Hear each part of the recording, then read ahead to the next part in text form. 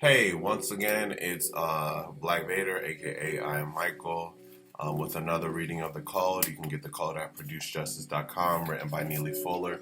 Goes into all 9 areas of human activity: economics, education, entertainment, labor law, politics, religion, sex, war, and counter war. Um, Also, like, comment, subscribe. Also, out on my other channel, I do music videos, all this other stuff. Possibly gaming reviews. If you guys want to be a part of that, either like it or something, or leave a comment on one of my previous videos. Typically, these videos are just made for kids, so there's not really no comments or anything. So, but either way, just enjoy. Turn this joint down. So we're going to go on page. We're going to continue on page 303. Last time we went through questions pertaining non-white men and women before they decide to involve themselves in intercourse together. So last time we did 1 through 70. Now we're going to continue on to do 71 and beyond. And we're going to just keep reading. Yeah. Are there any, number 71, are there any logical reasons for any person to want to be associated with you? If so, what are those reasons? 72, what are 3 things you want most from me? Number 73, do you often take chances that result in losing what you cannot afford to lose? If so, what were your most recent chances taken? And what did you lose? 74. What do you think about doing most of the time? 75. What person do you think about being with most of the time? And for what basic purpose? 76. In a period of 7 days, how often do you think about having sexual intercourse? 77. When was the last time you saw a person that you knew would like to have sexual intercourse with? 78. If you produced or adopted any offspring, do you have plans for giving them all what that they need with very little help from anyone else? 79. How many people depend directly on you to help them? How so? How often? 80. Do you expect the person that you have sexual intercourse with to give you money and or to spend time talking with you or going places with you? If so, give you money for what? If so, talk to you about what? If so, going where with you and for what reason? 81. In order to receive money, what kind of work do you do? How long have you been doing it and where? 82. Have you ever had sexual intercourse with someone who others said was too young or too old for you? If so, when? Where? Under what circumstances? 83. How many people share your immediate place of residence with you? Who are they? And what do they do to support themselves? 84. Other than solving problems without making any, what are the things that you want to do that in the future will likely give you the most pleasure in your memories? 85. Can you name 10 things that you have learned how to do that you did not learn either directly or indirectly from white people? 86. From whom did you get the most of the advice that you receive and put to use? 87. What problems do you have that you are likely to want me to help you to solve? 88. Which profane, obscene, and or vulgar words are you likely to use most? 89. Do you like to talk or do you prefer to listen to others talk? 90. What habits do you have that has in the past produced problems for yourself and or for others? 91. Do you enjoy cleaning, repairing, or doing other work at your place of residence and or elsewhere? 92. Do you insist on dictating how your chosen mate spends or uses money? 93. What activity do you think is more important, spending time with your chosen mate or spending time doing something to help replace the system of white supremacy with the system of justice, balance between people? 94. Do you think that most voluntary contact between non-white males and non-white females should be for doing something to help replace white supremacy with justice? 95. What financial problems do you have now, have had, and expect to have? 96. Have you or any kin of yours ever been declared officially insane? That's crazy. 97. What is your ultimate goal for everything that you say and do? And what do you think my ultimate goal should be? 98. Are you willing to agree that if either of us does willful and deliberate bodily harm to the other, hitting, kicking, choking, stabbing, etc., that by doing so, we will at the time and forever have given ourselves and each other total and unrestricted permission to engage in sexual intercourse or sexual play with any other non-white person of choice?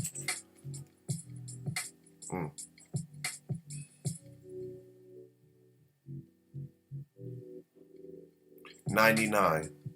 If you give me help in the form of money, shelter, garments, transportation, medical care, educational support, and or personal physical comfort, does that make you my boss in regards to when, where, and with whom I engage in sexual intercourse and or sexual play?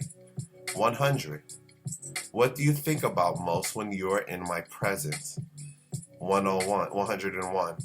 About how often are you able and willing to engage in sexual intercourse?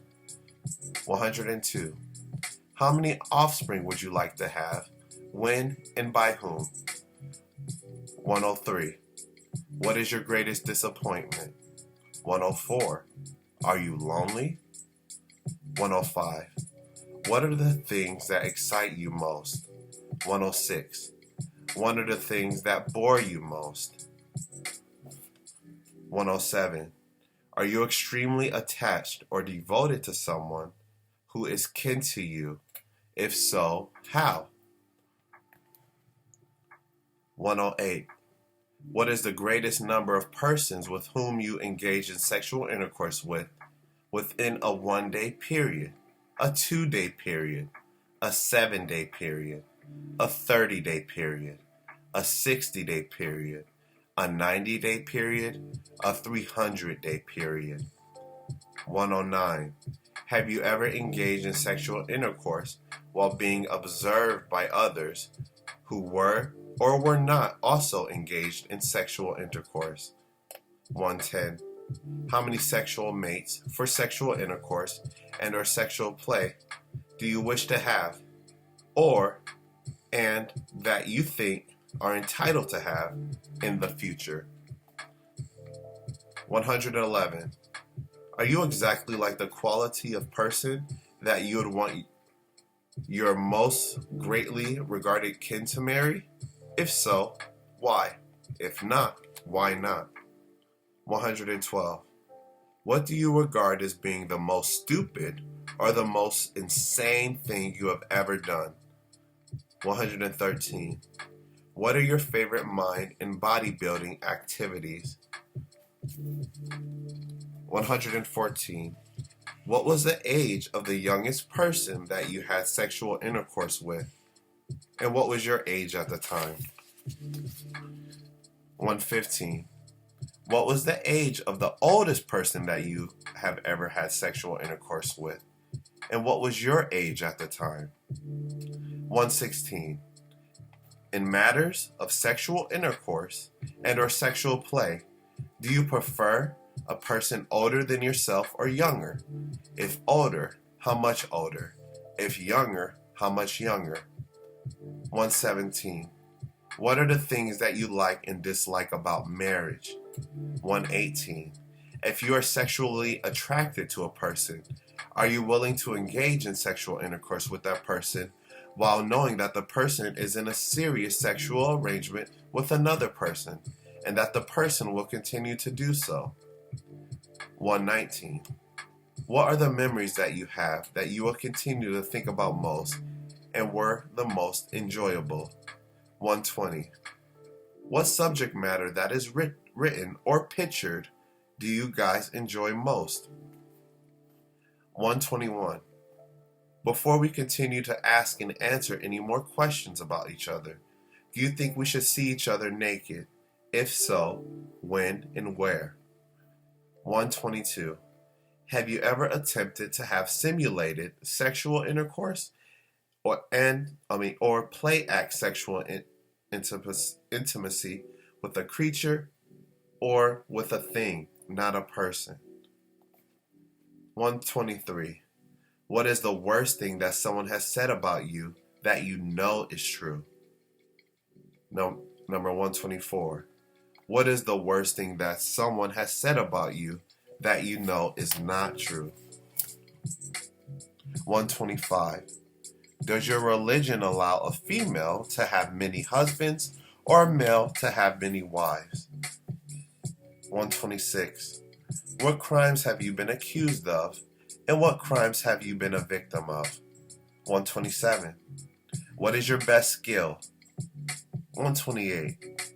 Do you enjoy producing things, repairing things, preparing food, and doing other things for adding pleasure and comfort for yourself and others in your place of residence? 129. Do you always tell the truth? And if not, what is it that you are most likely to not tell the truth about? 130. What food and drinks do you prefer? And who usually prepares them? Where? How often? Let me see. Are we done now? So that was dang. Hold on. I read this before. Let's just continue to read. Screw it. So that was the reading from 71 to 130, and we're going to continue to read on page 307.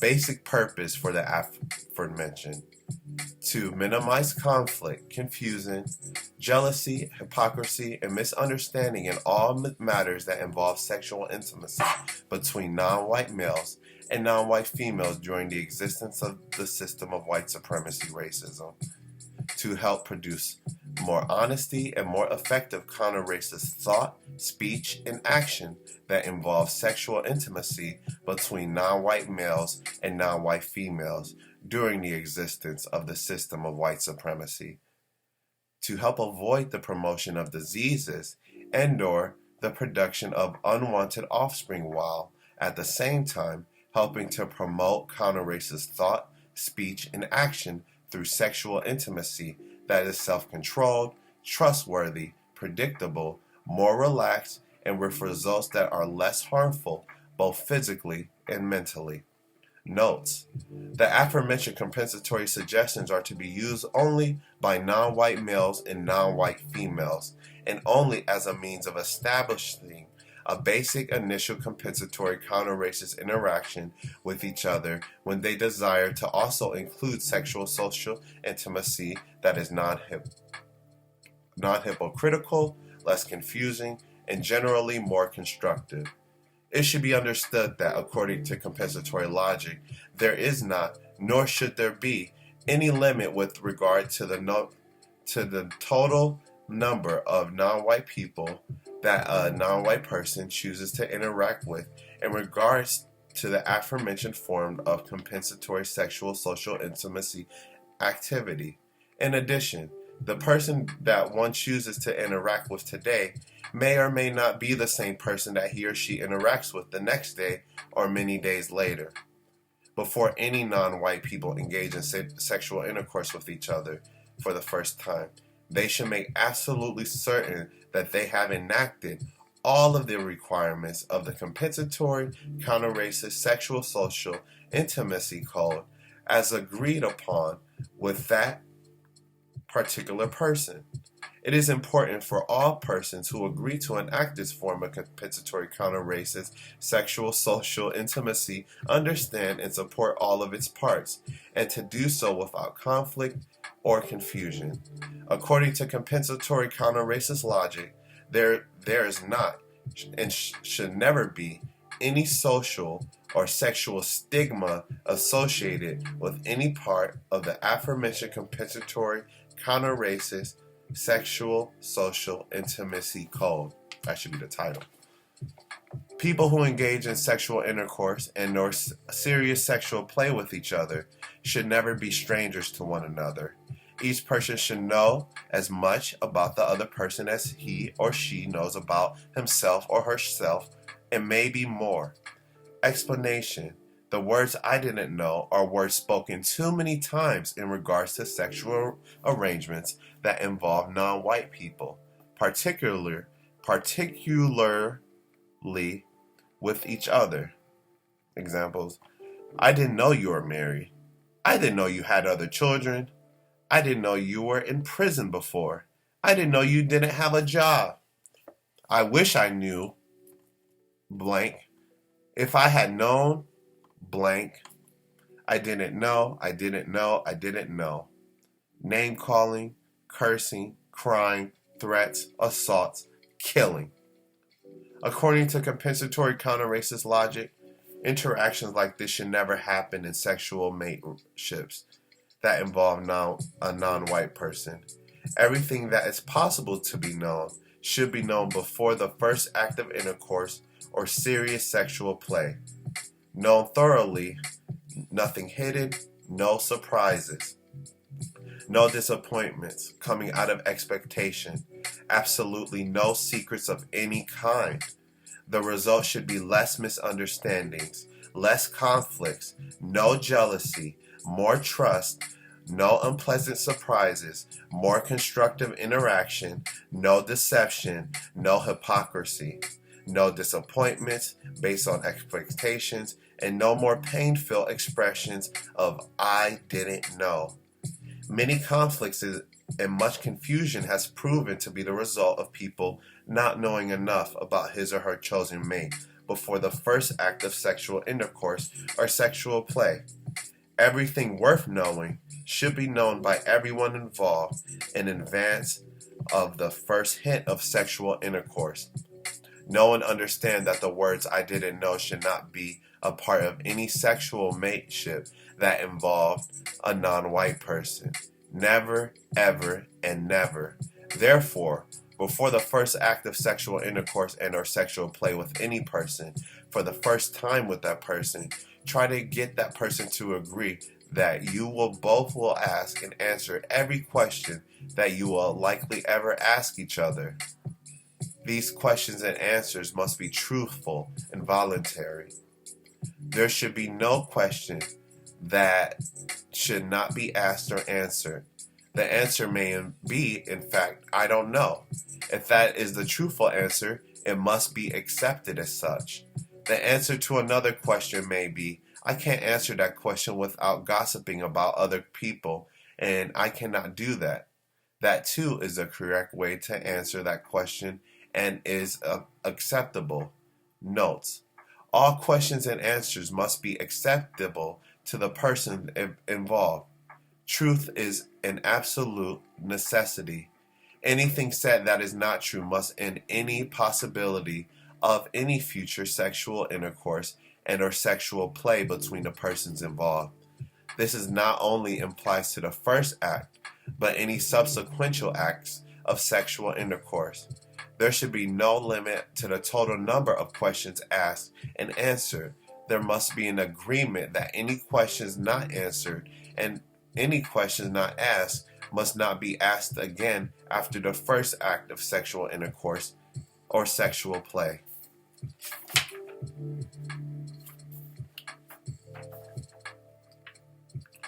A very important part of your code should and must be that the very first time that your chosen mate inflicts bodily harm upon you must be the very last time you allow yourself to be in contact with him or her.